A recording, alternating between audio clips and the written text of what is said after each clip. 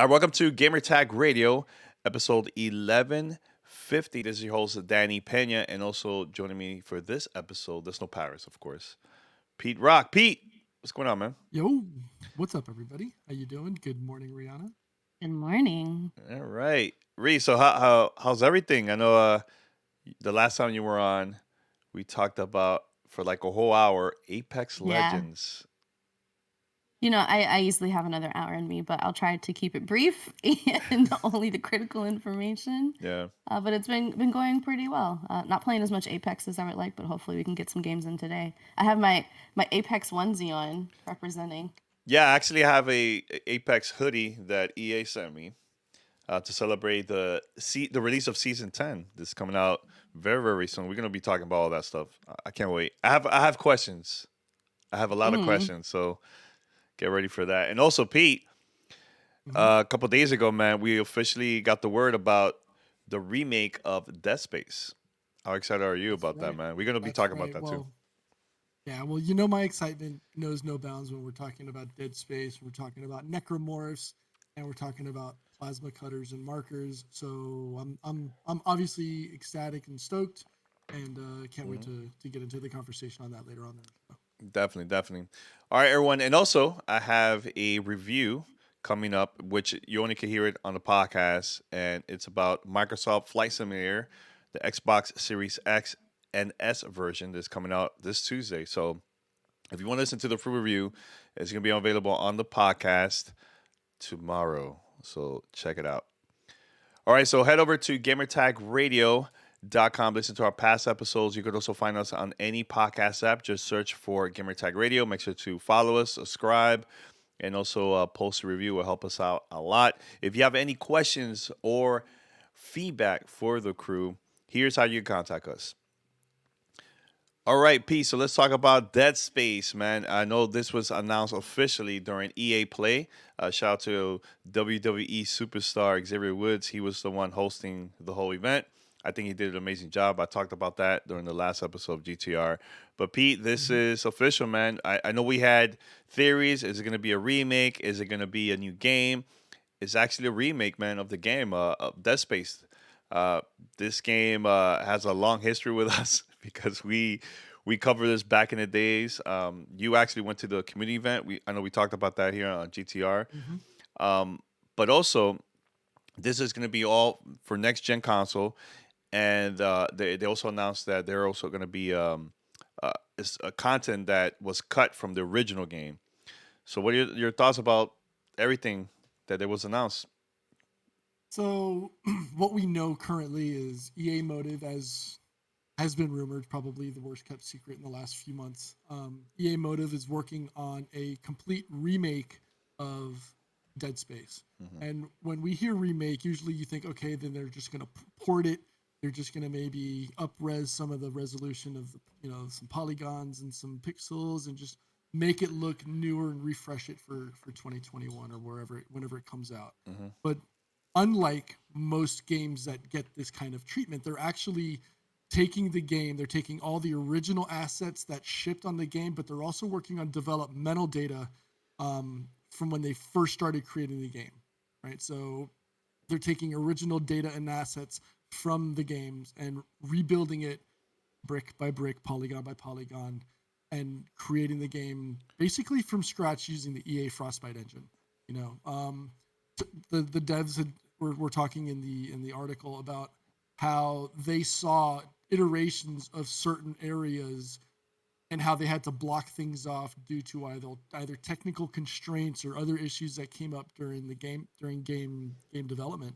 Hmm. So seeing that they're going to take today's technology and not just port the game and throw it up as a remaster, they're essentially taking their time and rebuilding it from scratch using Dead Space 1 as official canon for what they're doing. And then they're going to try and maybe implement things from Dead Space 2 and 3 and some of the animated stuff that they had put out as like little Easter eggs and things in there. But it seems like they're approaching this um, in a way that's not very common, and I like it. Right? I wish we would see things like this more often from other developers. I know EA Hmm. usually gets, EA usually gets the bad, the bad rap for a lot of things in the gaming industry. So it's refreshing to see that one of the big studios, right, is actually taking their time and doing this right.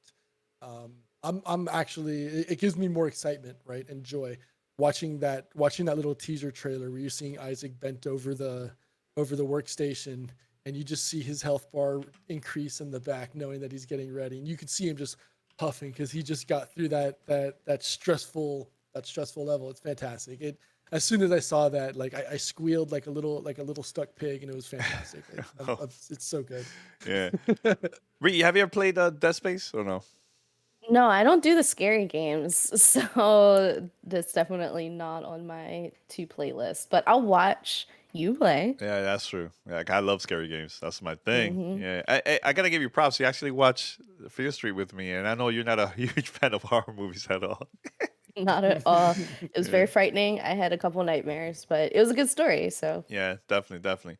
yeah. Pete, so do you think um, do you think there's gonna be a major change though compared to the original game, or do you think it's just gonna be just it looks better because of the graphics, or is it gonna play differently completely?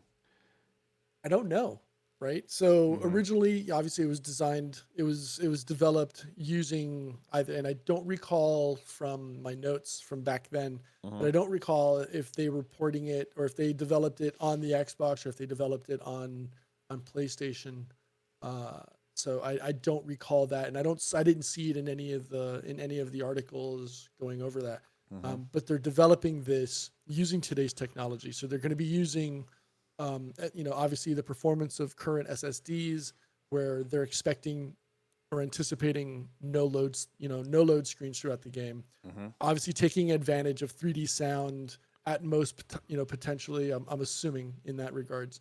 Um, and they said that it's going to be very important to the experience of the game. Which, if you've played Dead Space, you as soon as you get those like little violin jabs, something crazy is about to happen. Yeah, yeah. So I love the fact that they're not just, again, remastering the title. They're taking it and they're going to redesign it from the ground up, and say, okay, you know, Dead Space One was canon. That first scene where you're walking through, where you're walking through the ship. They're going to try to recreate it from the ground up, so that they're not just, you know, taking what could potentially be just either old data, old polygons, or old development data, but they're actually building it from scratch as if they were creating a brand new game in 2021. Mm-hmm. We don't have a time frame, so we don't know how long it's going to take for them to make the game. Yeah. Hopefully, they can bang it out soon. But as a fan, I just want it as soon as possible. But I want them to take their time, right? So if they take a year or two, I'm okay with that, Yeah. right? The good thing is they already have a foundation from which to work on. Whereas in most brand new AAA titles, or any whether AAA, double A, or whatever, they're doing it from scratch, so they don't know how things will interact. Whereas here, they already have a framework in place of where things are supposed to be. They're just rebuilding it with brand new technology. Mm-hmm. So they it, you would think, and I'm guessing, right? I'm not a developer, but you would think that because they have the foundation of everything already in place, it should potentially have the development time. But I don't know this. I would love to get a developer on here to maybe talk maybe more of the nuts and bolts and some of the more in the weeds type conversations of how that kind of game development um, Mm-hmm. goes against what they did 5-10 years ago. Again, we don't know whether it's going to be a true one-to-one copy. I would hope that they stay true to the original, to the origin. They're just, and for all intents and purposes, that's what it looks like they're doing. They're literally just remaking the game with 2021, 2022 Mm-hmm. technology. Yeah, for those that have never experienced Dead Space, I know you could try it out right now on Xbox Game Pass. Is there part one, part two, part three? I have a mixed feelings about that game, but part two was actually pretty good. I was reading Pete the other day that Dead Space 2 sold 4 million copies and it still was considered a failure. Really? Yeah. from EA point of view. Interesting. Yeah, which we've seen that Well, before from like Tomb Raider. I know Square Enix was feeling the same way about that game. It sold a lot, and it still wasn't enough.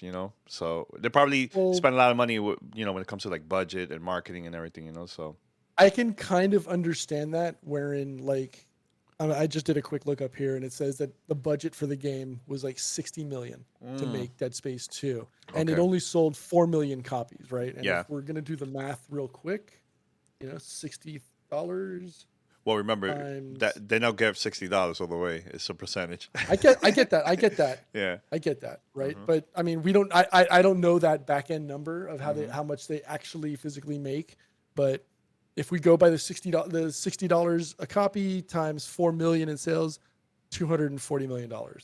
So if $60 million was the budget, Hmm. we'll just do the math real quick. And I gotta ask Ree, because she's the marketing expert here. That's $180 million, right? That is left floating in the wind. Now, Hmm. how much of that went to marketing, Yeah. advertising, overhead costs for obviously the employees of EA, the developers, etc., brand deals, right? CDs and It's cases, because that's you know back in the days. It was like absolutely that. Yeah. plastic, green plastic cases or blue plastic cases, the J cards that went inside them with all of the art, etc. That there's I'm sure there's an Excel spreadsheet that lines out all of this. Hmm. Obviously, we won't get that. We won't have that information. And then obviously we know Dead Space 3 Hmm. underperformed at retail. Yeah. So that just goes to show that you can have a hit, but it doesn't guarantee that your next title, the titles that come after that, are Hmm. going to perform as well or sell as well, or Yeah. just be critically acclaimed as the first one. Well, back in Yeah. days, they used to spend more money on that, right, Ree? Like just marketing. But now, is it less, or is it more when it comes to like budget for games like that, AAA games? Depends on the game. Even in the AAA space, there are some that have pennies compared to others. As you can imagine, a Halo versus a Tell Me Why. Many different factors go into the budgets for those two, even though they're both technically AAA games, being from Don't Nod and from 343. But Hmm. um, the thing that's a little bit easy to overlook is that a lot of times these goals, when the companies are saying we need this game to make X number of dollars, it's not just to cover costs, it's to set up the next wave of Mm-hmm. development, and it's an investment, right? The return on investment needs to be quite high, if over 100%. So it's challenging to think of a a 4 million copy sold game is a failure, but it's probably really difficult, to again pay all those costs that Pete was mentioning, and then also set up for the next wave of development, which could take, in some cases, 10 years, Hmm. and it has to carry you through. So it's really challenging. Yeah, and now with services like the EA Play and Game Pass and PlayStation Now is long term. It's not short term. Because back then it was totally different, like the way how they were marketing the game, right? Yeah, absolutely. Like before, they didn't have as many, I don't want to say gotcha mechanics, but they didn't have as many ways to keep providing money to the developers for playing through that game or that experience as they do now. Hmm. And I know a lot of developers are really loving being part of programs like Game Pass or EA Play, or just having in general different loot mechanics and different battle passes to sustain them through that long wave of development, because it is very costly. And Hmm. obviously, in the last 2 years, it's been even more so. Yeah, yeah. Anything else, Pete, from Dead Space, or we should go to the next topic? No, I'm just excited. Obviously, as a fan of the game, the title Hmm. in general, I'm just looking forward and excited to hear more about it. Cool, cool. So should we go to the next topic, P, about the new Alien game? You want to go for that? Uh, I'm all for that. We're gonna stay in the space horror type experience, and I'm all for it. Let's go. All right. So what was the actual name of the game, of the Alien game? Okay, Fireteam. right. So we got preview access to this new game. Just came out yesterday, actually, if I'm not mistaken. Hmm. It's called Alien Fireteam Elite. Fireteam Elite. It's available on all platforms, so you can play it on Xbox One, Xbox Series S or X, PlayStation 4 and 5, and online you can access it via Steam. It's $40 US. It's a 3-player online co-op only. Um, style. I guess the best way to describe it is like a Left 4 Dead style survival Yes. cover shooter, Mm-hmm. right? Mm-hmm. And so take that concept and replace the normal zombies that you would experience, and replace that with xenomorphs, from the Aliens movie series. But Mm-hmm. don't use Alien, the original movie, the Ridley Scott version. Think of the movies that came afterwards, where it was all shooter type experience. The Mm-hmm. Sigourney Weaver, like hundreds of xenomorphs coming down the platform and coming. That is probably the best way to think of this game. So Mm-hmm. we got access to play it, for a few weeks after, if I'm not mistaken. Um, Mm-hmm. and while initially it's fun because it's the new experience, it did for me get a little repetitive, especially when playing solo. Yes. Because we're playing the preview version of it, we didn't have a real chance to get other online people to play with us. Mm-hmm. And one of there's two big things that kind of bugged me about the game. Mm-hmm. There's no crossplay. So knowing that Danny, who typically plays on Xbox or on console, he's not available to play with me because there's no crossplay. Yeah, I have the And then Steam. I there's have the Steam also version though, just in case you want to know. oh, okay, I wasn't aware. Yeah, yeah, And then also, well, then you should have told me that we could have played together. yeah, yeah. Um, Oh, is there cross and then, progression as well? Like you can take your character from well, as console long as to you're playing PC? on as no, there's no cross There play, isn't. so I would assume that there's no cross progression, Mm-hmm. right? And then the other big kicker, there's no local co-op, which in a game like that really does serve that, like that experience perfectly. So like while serviceable, the bots themselves, um, they're AI bots, so you know what they're gonna do, right? They're Mm-hmm. they're they're they're, they're just gonna do the bare minimum. They're kind of like the kid in the back of the class. They're just gonna do the Yeah. bare minimum to slide through. Mm-hmm. Mm-hmm. So you get to choose from 5 different characters or 5 different classes. Sorry, there's a gunner, demo, technician, engineer, medic. I think he's a doc or doctor, and then a recon. And then each one of them has like their own special class or perks. I think the gunner has a thing called overclock, which effectively doubles the fire rate for everybody around him, gives them stronger armor, faster reloads, and things like that. Mm-hmm. Um, and some of the cool things about the game, because I don't want to just like nitpick on some of the bad stuff. You don't just go up against the standard, xenomorph that runs through. You get face huggers. You go all the way up to Praetorians. So story time.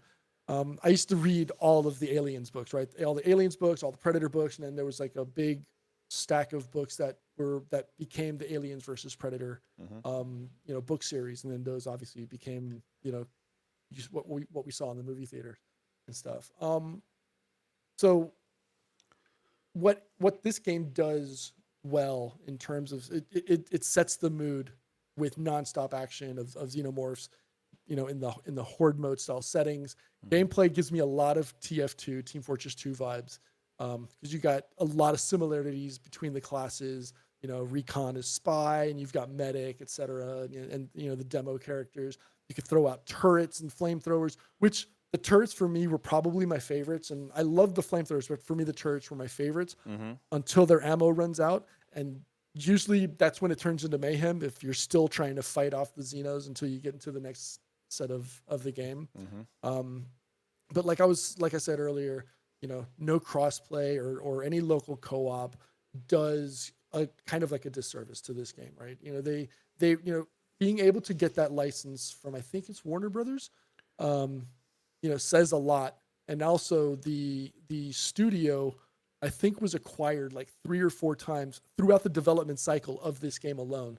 So that is a lot of stress as a developer, I can imagine, to have to deal with, right? And then Mm-hmm. the fact that they were able to carry that over throughout all these multiple acquisitions is phenomenal in and of itself. And then the voice acting was for me a little cheesy and over the top. Also, the comms chatter from your commander up in the ship, who Mm-hmm. never joins you. Like it was a little too much for me, right? It was like, let me Yeah. play the game. Stop talking to me. Like, leave me alone. Yeah. But other than that, I mean, it's a fun game if you like those type of like corridor shooters. If you like survival cover shooters or survival corridor type shooters, I think you'll enjoy it. Mm-hmm. I think because it's got that lower cost of entry at $40, I think it's a little bit easier to deal with. It's a little easier to swallow as opposed to trying to pay like $60 or $70 for a large title. So, Mm-hmm. if you're interested in games like this, it's definitely worth picking up. Yeah, very, very quick because I've been playing it too. I think this game is a lot more fun with friends. I tried single player and I just didn't enjoy it at all solo. But play with Pete or Paris or just other people online. I think I'll have a better experience. And the reason is when you die, I had to depend on the bots to revive me. It was just taking so long. I just not a fan of just playing this solo at all. And like you said, Pete, it's all about multiplayer, man. Multiplayer online. Because I enjoy playing games like Left 4 Dead, games like that. Even Back for Blood. Yeah, That was pretty good playing solo. Also, you know what I'm saying. But is it solo? No, you have to play it with friends. I can't remember. yeah, you Anyways, have to play. yeah. But Left 4 Dead, 100% solo, and had an amazing time with that game overall. But I'm disappointed there's no crossplay or cross progression. That would have been a lot better. But I'm planning to play it on Xbox once it's officially is out. So. But yeah, thanks to Tara and the whole team for sending us the code to play this game early. It was a lot of fun. Cool.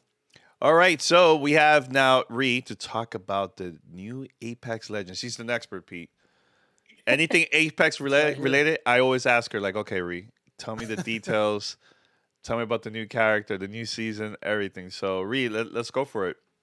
Yeah, so during EA Play, which happened this past week, we got a closer look and some behind the scenes on Emergence, which is season 10 of Apex Legends, and that releases on August 3rd of this year. We'll get a gameplay reveal tomorrow, 26th, so we'll see even more very soon. But what we have now is a first-hand look at Seer.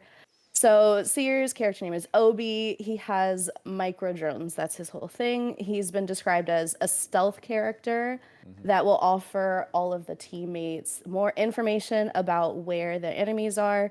And at first glance, Seer definitely looked like they were coming for Bloodhound's lunge, but it's definitely a little bit different when you break down all of the different abilities. So Seer's passive is when aiming down sights, he can activate a heartbeat sensor that will show him enemy locations. His tactical sends out the drones from his chest. If you've seen the trailer, you can see little micro drones coming out. And that will help track enemies. It looks similar to Bloodhound's footsteps or the birds tracking, but a little bit more precise, more detail. And then Seer's ultimate, this is the big one. It sends out hundreds of micro drones and creates this huge sphere, not just a dome like the heat shield or like Gibraltar's tactical, but this is a huge complete sphere that can like span several levels. As you know, Apex is a very vertical game, and then also very wide, and it Mm-hmm. shows all of your teammates where enemies are specifically as they move. So when we were hearing from the EA developers, they gave us a little bit more sorry, the Respawn developers, they gave us more detail about why they chose this ultimate for Seer. And they explained that there was a desire to slow down the end game. And when people are in small areas, maybe like in an arenas map, or if you're just at the last circle or the last few circles in Battle Royale, the game moves really fast, right? There's lots of third partying, fourth partying, fifth partying. Mm-hmm. Like as soon as you hear gunfire, everybody swarms. And Seer's ultimate, this dome will help, sorry, the sphere will help slow down that gameplay because all of Seer's teammates and Seer will know exactly where people are running to and from if they're moving. So if Mm-hmm. you stay still, they can't see you. It's like a Jurassic Park rules, right? But the idea is it keeps everybody a little bit more tactical when you know there's a dome around you and you will slow down. So that was the whole goal of Seer's ultimate, which is very different from Bloodhound's ultimate, which, you go beast mode and then you can see and hear everybody and you can call it out to your teammates, but ultimately you're running around really fast and doing a lot of aggro in Bloodhound's ultimate. So that's where they two differ, and Mm-hmm. that'll like complement people's play styles depending on how aggressive they usually play. So lots about Seer. Really excited to try him out, especially since I'm usually a Bloodhound main, but we'll see how it goes.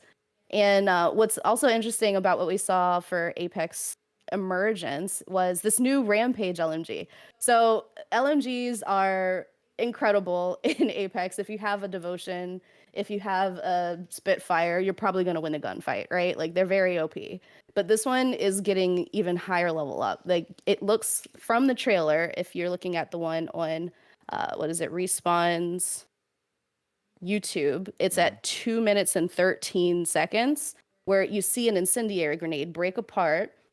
It flips around, does a cool little spin move, and then it loads into this Rampage LMG. So the thought is you can charge this LMG with an incendiary grenade, similarly to how you can charge the Sentinel with a shield cell and increase its damage output.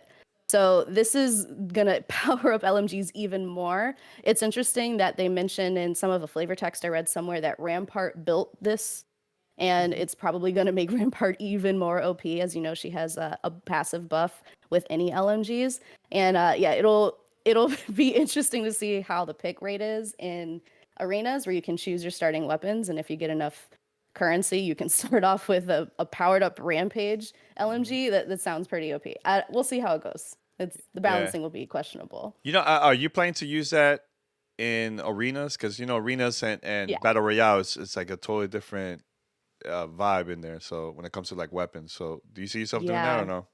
Yeah. I mean, when we get to like the third round of arenas, if we're like, 2-2 and this next one, like we're feeling like we really need to come with the pain, I always go for a Spitfire or Devotion. So I can see me moving to the Rampage LMG for sure to just get a little bit more power and firepower, specifically with this incendiary grenade loaded into the Rampage LMG. It's looks like a very deadly combination. It'll be interesting to see how that works in mid-range fights for sure. Now, in your opinion, having this new character Seer in arenas, how's that going to be? We'll see. I mean, there's been lots of hinted balances to other characters, so all of my mains are probably going to get buffs. That's like Caustic, Fuse, Gibraltar, the big firepower people. We're probably going to see Rev or Octane nerfed because they've been overplayed lately, especially in the arenas matchups. It'll be interesting to see what Seer's pick rate is over Bloodhound specifically because the characters are very similar in their kits. But it'll be interesting seeing how they do slowing down in game. We see Pathfinders, we see Revenants and Octanes like rushing a lot towards like the middle to the end of the game. And if they know there is a sphere around and that Seer can figure out where you are exactly and tell their teammates as well, we might see those go down. So I don't know if the nerfs are really going to be that drastic. And it may change mid-season because we know they're going to do some mid-season tweaks as well. Yeah. Any questions, Pete? Or thoughts? No, I mean, I came in with notes, and apparently I didn't need, I could have just thrown those right out the window. I didn't need any. Well, no, you had some good notes about the map, Pete. Tell us Yeah. about the map changes we Go saw. for it. Some of the notes that I did take. Obviously, they're adding some more information to the MMR and the rank stuff, right? So they're going to have two versions of it, right? So you're going to have your regular rank and then an underlying MMR, which is invisible to everybody. MMR is matchmaking rank, right? So the combination of both your visible rank and your underlying MMR is actually what is going to determine your overall rank. And so, like, the perfect example is if you're a rank silver, right, and you've been consistently playing at like a much higher level, like gold or platinum, the system will go ahead and start matching you against other players with platinum level MMR. And then if you win these matches, you'll get more AP or arena points, which will make your visible rank start to catch up to what your MMR is to match what your performance is at platinum. And then then conversely, if you lose those matches, you'll start to lose fewer AP and your MMR will start to drop as well. And then you take that and then you start looking at, I think they were already doing placements, right? So, for those, if you don't understand what placements are, is you play your first 10 maps or your first 10 matches when you first jump into the game, and that establishes your initial MMR and starting rank. And then the more you play, the more your overall rank will start to settle out and start to match what your performance is. They're continuing on with the lever penalty and loss forgiveness, which I think is a phenomenal add-on to games like this, especially when you start adding it, especially when you start talking to like esports and things like that, because it punishes players who leave early. Because there's nothing that pisses me off more when I'm in the middle of a game and I have have a legend that dips after the first match, especially when you're playing in ranked. And because when you're already playing a 3-on-3, it's the stakes are much higher, and then you're in ranked, so things get a lot sweatier, a lot quicker. And then having a player leave in the middle of a match, obviously puts you at a deficit, and it's very rarely where you'll actually come up on top because you're playing a man down or a legend down. And then so if a player does leave early, they'll get a temporary matchmaking ban and they'll be unable to queue for ranked arenas until that ban is over. And then if a player leaves early and your team loses, you'll be given a loss forgiveness that'll nullify any impact that loss would have been towards your rank.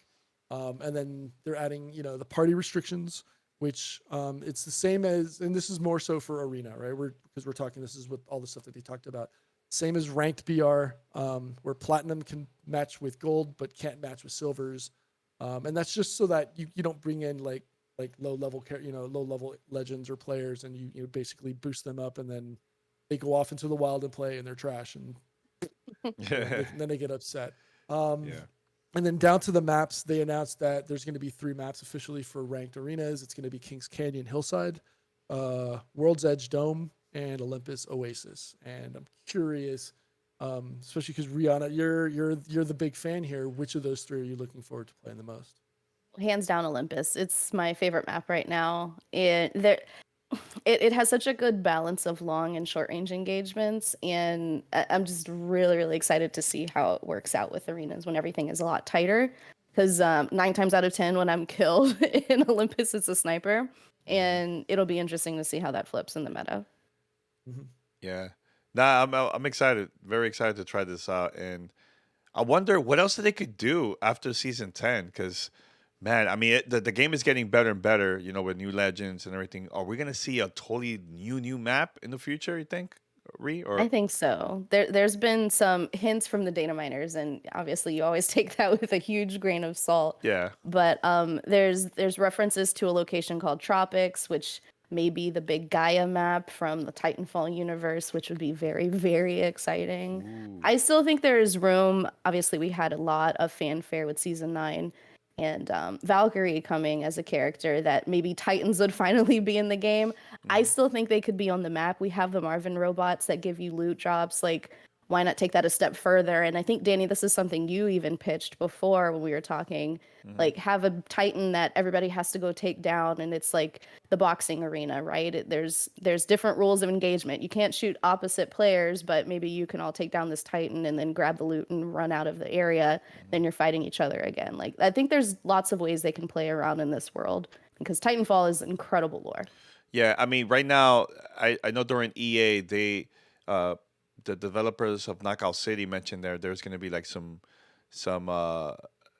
loot that you could put into your weapons, but it's related to Knockout City, so it's like a cross promotion. They could do the same exact thing for a game like Timefall in the future if they're planning to like promote it, or any game, even Dead Space, Pete, right? They could add something in there to promote the game, man. Mass Effect, anything. So it's possible because the game is really popular for EA. This is a really, really big game for them, So, yeah, at Respawn, we need a new Timefall game. My God, I've been waiting for that, man. Timefall 2 is the most underrated game of all time, I think, man. Story is good, multiplayer is fantastic, So we'll see. Amen. Yeah, yeah. Anything else about Apex? Anything else? I'm just excited to get into some ranked arenas. Like, Ooh, Pete, we gotta play. please. We gotta play together. Now there's I'm crossplay. down. Let's do it. You want to I'm do it down. after this? I'm down. You We down? could do it. We could do it. I just gotta make dinner after that, but we could definitely play after this. Yeah. Oh man, that would be amazing. All right, guys. We're gonna take a short break, and once we come back, I'm going to be reviewing Microsoft Flight Simulator for the Xbox Series X and S. Also, I have to mention this, Pete. I did the crazy stream yesterday. It was insane. It was insane. I was like, can I do this? Can I actually fly from Los Angeles to Punta Cana straight with live weather? And I did it with the help of our community. They were giving me tips, everything. I'm going to be talking about all the cool stuff during my review. But man, that was an experience. Long stream, 7 hours long, man. And we did it. An exciting finish. Yeah, from what I hear. even Ree was like, are you okay? You look excited, man. You're excited to actually stream this. I go, yeah, this is real time. This could happen. So yeah, I won't even Yeah, talk about it. that was the crazy part when I woke up this morning and it was like I got the alert. It was like, oh, your here's your stream. It was 7 hours long, and it was like it was literally like an hour after I woke up, and I was just like, Danny Yeah, just streamed for 7 hours. yeah, What is he? Yeah. And then I saw the chat and the message, and then I was like, oh yeah, because yeah, that's the cool thing. It actually tells you like, okay, you're gonna fly from point A to point B, hmm whatever the real time flight is going to be. yeah, That's how long Mm-hmm. you're gonna be playing this game. There's no like speed up in there. You actually fly the actual whole time. So yeah. good for Well, you.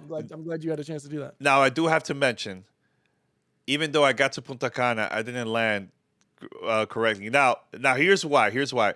I had a lot of people giving me tips on what to do with the controls Mhm. inside the plane, the cockpit. So uh, it was very technical and very confusing because I had it when I started. It was just new guy, all easy, casual, everything easy. And then it started, Danny, press this button, this button, this button. You can see the weather. Oh my God, it was just too much for me. And when I landed, I couldn't slow down the plane. So it just went straight, it bounced and it flipped. And yeah, it landed terrible. So,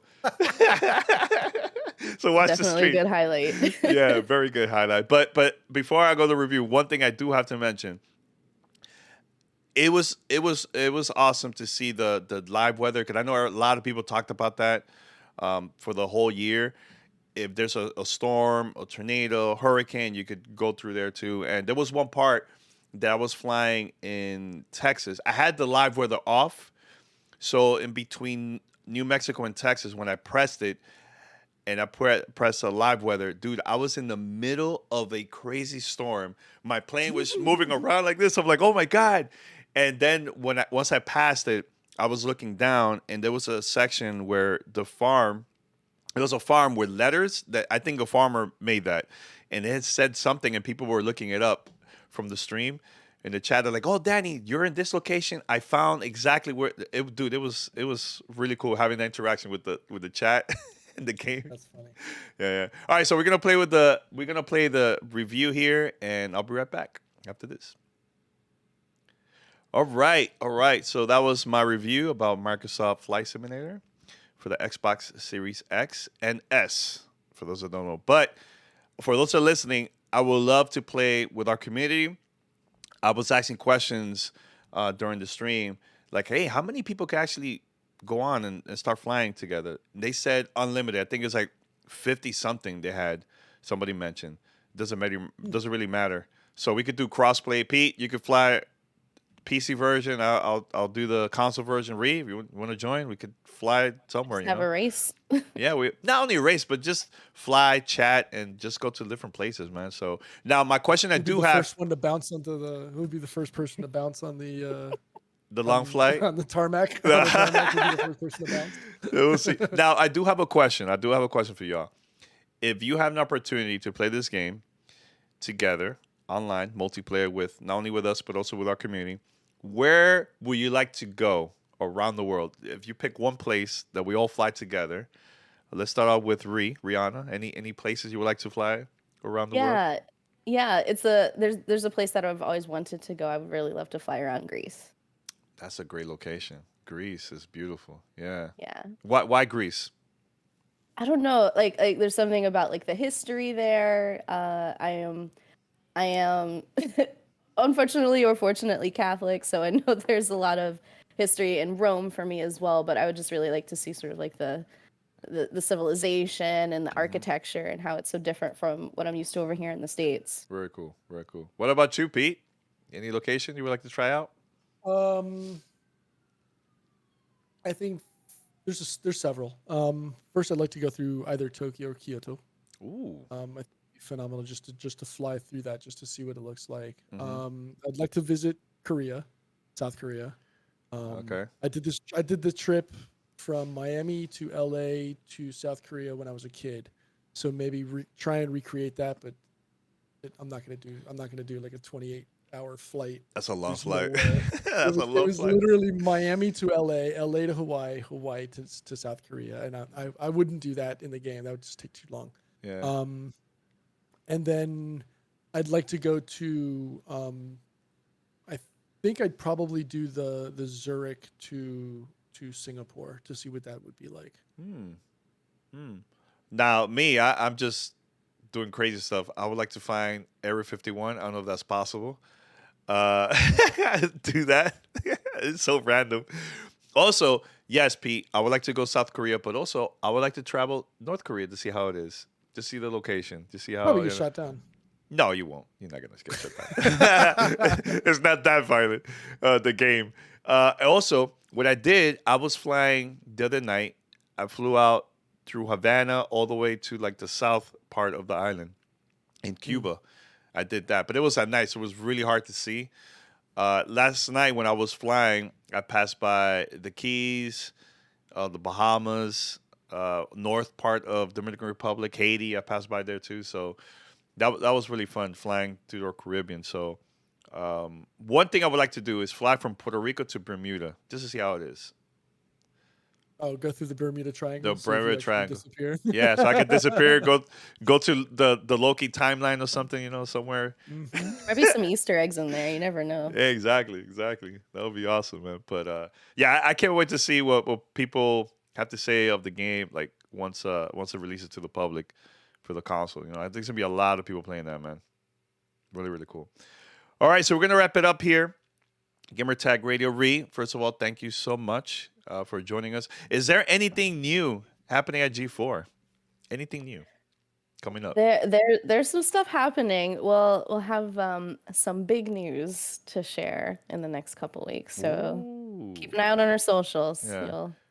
You'll see some stuff. It was fun watching the D&D live. That was actually fun. Yeah. Yeah. Yeah, that was a really cool opportunity. I'm glad we were able to do that, even though we're not officially launched yet. Yeah. But yeah, expect to see more D&D from G4 for sure. Cool. And if anybody wants to follow you, you want to mention your Twitter account or social Yeah, media? yeah. Twitter is definitely the best place. That's Riana Tweets Now, Riana Tweets Now. Mm-hmm. And yes, I work for G4. Also, frequent guest on What's Good Games when they're not on hiatus. And of course, happy to join you here at Gamertag Radio. Yeah. And also, congratulations, New promotion. You want to mention that very quick? Yeah. Recently promoted to Director of Brand at Woo! G4. So Yeah. shiny new title and a laundry list of things to do.